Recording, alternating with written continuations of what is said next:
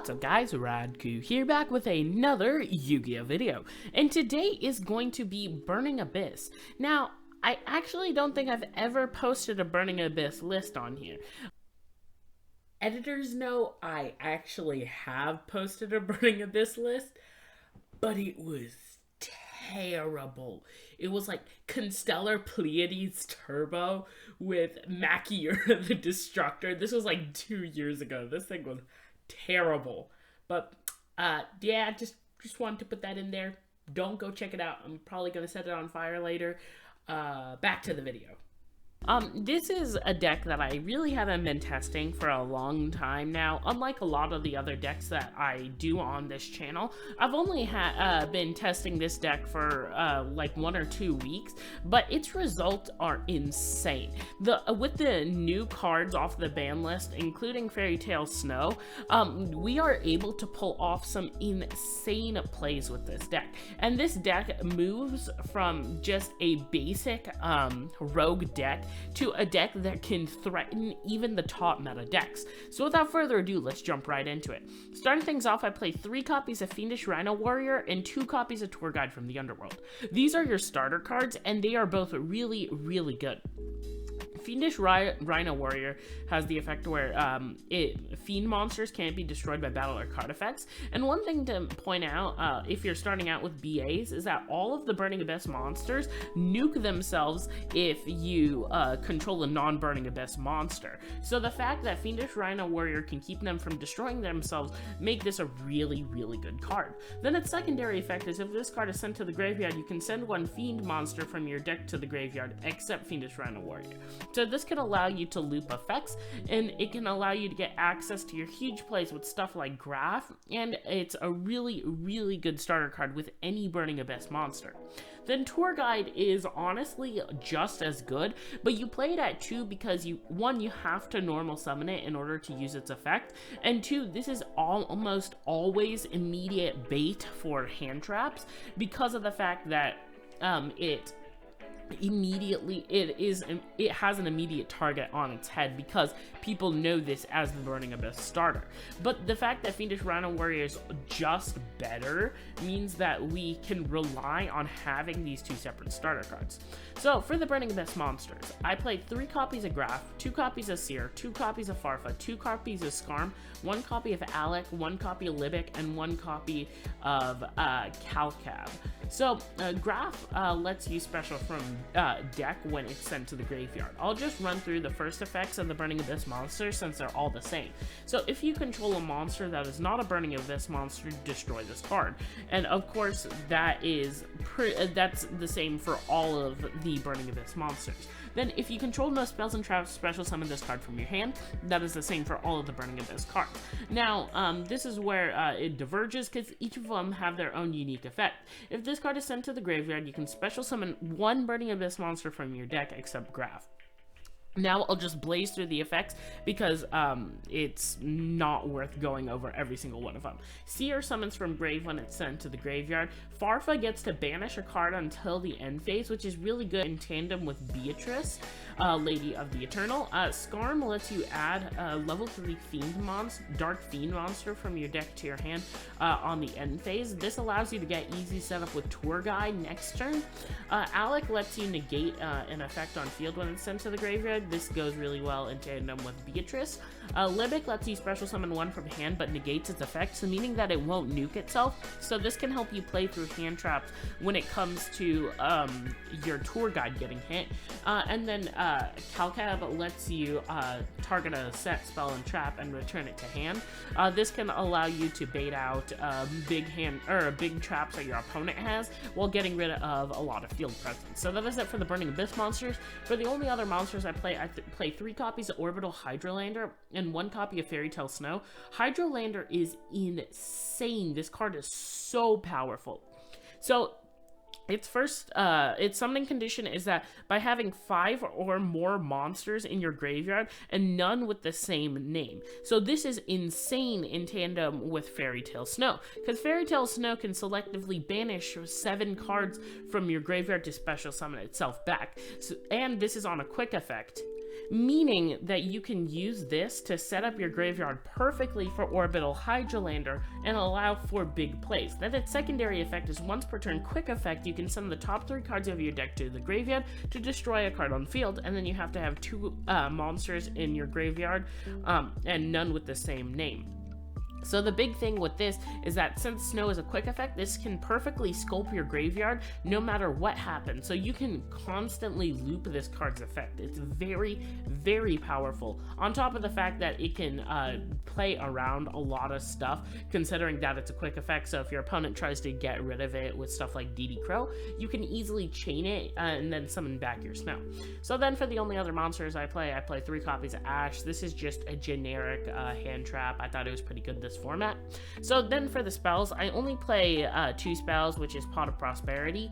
Pot is fine. You have a lot of flex spots in the extra deck, but usually you're only going to be banishing about 3, so that way you can get access to Fiendish Rhino Warrior Tour Guide, and it can get you access to your names, can get you access to Hydralander. It's honestly just really, really good, and I don't know why decks haven't been playing Prosperity in BA for a while, but it's still a solid pick. So then for the traps, where this deck really starts to shine, I play 2 copies of Trap Trick to search out your traps, 3 copies of Fiend Griefing to send Absolute King Backjack, which I will go over now. So this card's effect is pretty insane. So during your opponent's turn, quick effect, you can banish this card, excavate the top cards of your the top card of your deck. If it's a normal trap, set it to your field. Otherwise, send it to the graveyard.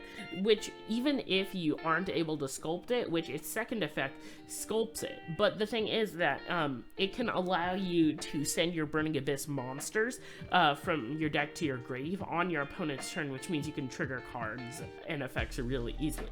So then its secondary effect is that set card can be activated this turn, of course. Then if this card is sent to the graveyard, look at the top look at 3 cards from the top of your deck and then place them at the top of your deck in any order.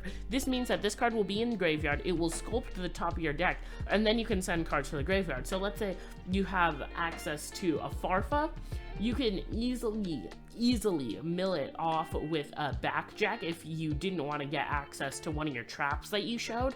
So this can allow you to perfectly set up your plays, and since Fiend Griefing sends it to the graveyard while actually messing with your opponent in the process, it just makes it that much better.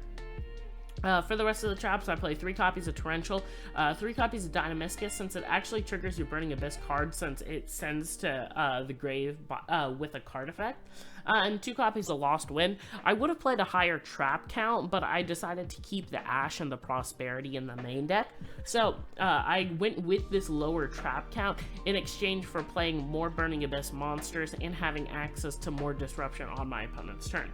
So that is it for the main deck. Going into the extra deck, I play 1 copy of Cherubini. I discussed myself. Cherubini. This card is really good. It keeps your Burning Abyss monsters from nuking themselves, but also is decent for link climbing since it can just send a Burning Abyss monster from deck to grave. So this can allow you to do combo plays with things like Boral Sword and Access Code to end out your games. I play 1 copy of IP Mask because this is part of your end board, 1 copy of each of the Nightmares because this is part of your disruptions, 1 copy of Topologic Trisbana because this deck kind of struggles with the back row hate that the back row because of the fact that if you stop things like Tour Guide or Fiendish Rhino Warrior, you have to rely on having a really good hand in order to play around that. I play 1 copy of Boral Sword and 1 copy of Access Code for OTKs. Then for the fusions, I play 1 copy of Dante, Pilgrim of the Burning Abyss. This card you rarely summon, but when you do, it's insane. You summon it off of the secondary effect of Beatrice, where if it's destroyed, then you can special summon a Burning Abyss from your extra deck, ignoring its summoning conditions. So that means you can easily cheat this out. And the big thing is that it can't be targeted by opponent's card effects, and then you can quick effect send a Burning Abyss card from your hand to the graveyard to draw a card. Then if it's destroyed by battle and sent to the graveyard, or sent to the graveyard by your opponent's card effect, you can send 1 random card from your opponent's hand to the grave. Usually if you can stick this on the field, you win the game. We played 2 copies of Dante, Traveler of the Burning Abyss. This card's insane. Sends the top 3 cards of your deck to the graveyard for cost, and then it gains 500 attack. This is really, really good for setting up plays with snow, and the other trigger effects that you can get off with the Burning Abyss monsters being really good. I play 1 copy of Breaksword. This doesn't come up a lot, but it's a decent card to play. 1 copy of Beatrice because it's so insane. It can quick effect send a Burning Abyss from deck to grave, and I've already send any card from deck to grave, pardon. So this can send your Absolute King Backjack. So this can trigger the effects like stacking the top of your deck, and it can let you trigger your Burning Abyss cards by sending them to the graveyard, which means that Farfa will be able to banish cards. Alec can negate effects, which is really, really good. And then I play 1 copy of Downer to 1 copy of Zeus. You could stack this on top if you do it like that. So this is the optimal way to play out your combo. So you're going to start off by normal summoning the Rhino Warrior and special summoning whatever Burning Abyss you have in your hand. You're going to overlay for a Dante, use the effect of Dante, detaching specifically the Fiendish Rhino Warrior. In order to send, you mill your 3, and then you use the effect of Fiendish Rhino Warrior sending the Graph. Now, we did mill the Graph, so this could have easily saved us a step. We could have milled, or we could have sent something like Scarm off of the Fiendish Rhino Warrior instead, but the fact that Dante mills 3 adds another layer of complexity to how you can play your combo. Then you're going to use the effect of your Graph to special summon a Seer from deck. Then you're going to link 2 for your IP Masquerena. Use the effect of Dante and the effect of Seer to special summon out the Dante, and then Dante's effect will add back any Burning Abyss monster. Then you're just going to discard whatever Burning Abyss you had in your hand for your Beatrice. Now this setup might not seem menacing at first, but then you have to keep in mind that this was just off of 2 or 1 card, which means you could have 4 other traps set on top of this.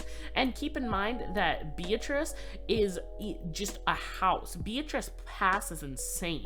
So what this can do for you is use the effect detach, and then you can put a card, or you could banish a card for the rest of the turn with Farfa, or you can use the effect of it to dump Absolute King Backjack, and then you can sculpt the top of your deck to get access to blowout cards. Then you have IP Masquerena, which can turn in the Beatrice and itself into any of your Burning Abyss, or not Burning Abyss, your Nightmare monsters, which makes this that much better. That means you have a really easy setup, and you have ways to evolve your combo to adapt to whatever your opponent is playing. But yeah, that's pretty much it for the deck. Please like, subscribe, share, comment, let me know what you thought, and let me know if there's anything you would change about the list. Honestly, I think this is pretty fine-tuned. Most Burning Abyss lineups are pretty streamlined, but I feel like my take on the deck works just as well and is just as consistent as you would want it to be. But yeah, that's pretty much it, and I will see you in the next Yu-Gi-Oh video. Peace, guys.